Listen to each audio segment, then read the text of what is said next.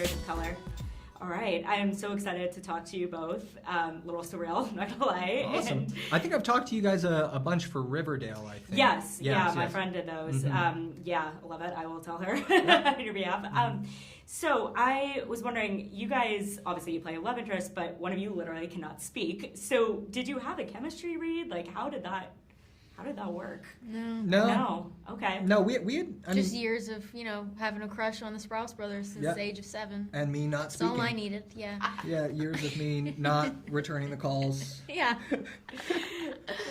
No, we didn't need anything because it's all on the page. Mm-hmm. I think if you hear Cole talk about his process to find the character and you hear me talk about, we just loved this movie. I think we loved movies like this that in the past, so we just gave it a lot and it was easy. The chemistry, it's already there, and we just made each other laugh a lot. And I think if you're laughing, audiences are going to feel it. Yeah. Whether you're supposed to be or not, just edit around it because that's what translates. So trust me, there was a lot of giggling going on. Yeah, I was going to ask, what is like the funniest memory you have on set together? What was the line that got me, like when we were in bed? What line was that? Like something about urges? Oh my God, that was so funny. Yeah. What line was that? This was the massager scene. Yeah. And you're like, I don't know if in your time period, from a repressed era. culture. Yeah, and I just we couldn't spit it out. I made him laugh once, and then it's over. Zelda was laughing in a corner, and I think it was the close proximity. We were nearing the end of filming. I get the giggles. It's over. Yeah, me too. Yeah. Well, now when I see that movie again, I'm going to laugh at that line. I've seen it already. I know you come from a repressed culture. Oh, yeah, that was so good. It was so funny. I love it. Okay, so I have to ask, did you watch Riverdale? I watched the first season of Riverdale. Good. But I'm genuine when I say, all of those actors are incredible. Everyone in that cast is amazing. I think young people, it's just time. It was a risk for someone to make a movie with 2 young leads. Honestly, it doesn't happen a lot. So it's just time for all of y'all. We need more movies with young people at the center of them. Totally. Yeah. There's so much talent. I mean, I was on a show, The Society. All those kids on that show, they're all doing amazing. Absolutely. They're next, Yeah, definitely. So do you guys have favorite horror movies other than this, obviously? Oh, yeah. John Carpenter's The Thing. The Thing is his favorite movie. I knew it. There, that works for this. What about you? The Thing. The Thing. I love Jennifer's Body. Oh, it was the first horror film I ever saw really? With my friends. Yeah, I know it's not that scary, but I was petrified. I had to walk out of that satirical movie 8-Legged Freaks when I was a kid. That came around the same time, right? Came out around the same time as the Jennifer's spider Body. one. Yeah. The spider one. Yeah, I had to walk out because I was so terrified. I didn't realize it was a comedy. And then what's something you guys learned about each other while filming?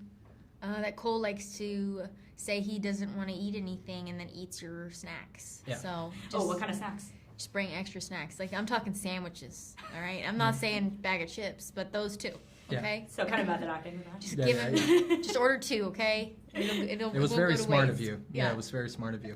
I loved it. I like to eat when it's other people's. I'm the same way. I feel like it tastes better. It does. That absolutely. That's why everyone takes their roommates food. Yeah. Yeah, that's true. It tastes better when you're like, it's someone else's someone food. else could be surviving off this. Yeah. And you're like, there's nothing better than free. Yeah, absolutely. Yeah.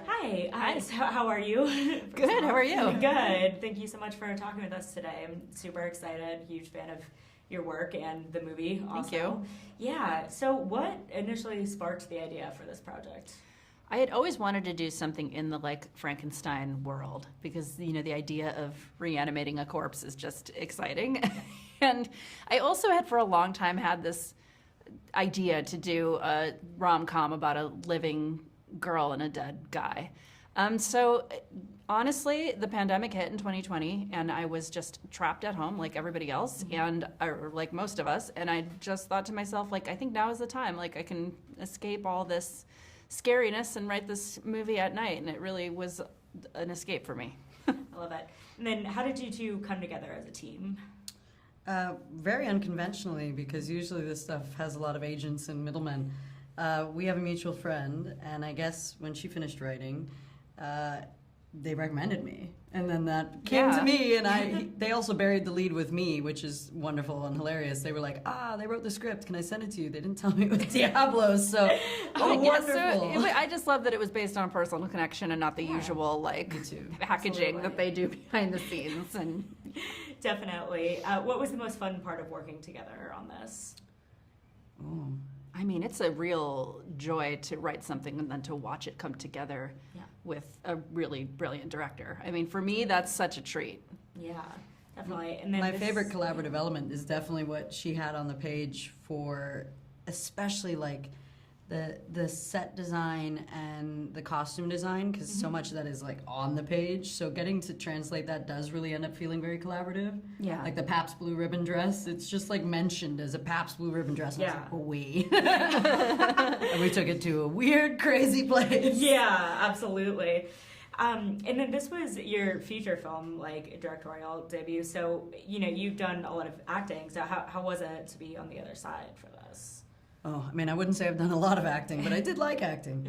This was very special for me because it was so unexpected in every possible way. Like, I couldn't be more grateful for the fact this came along at all.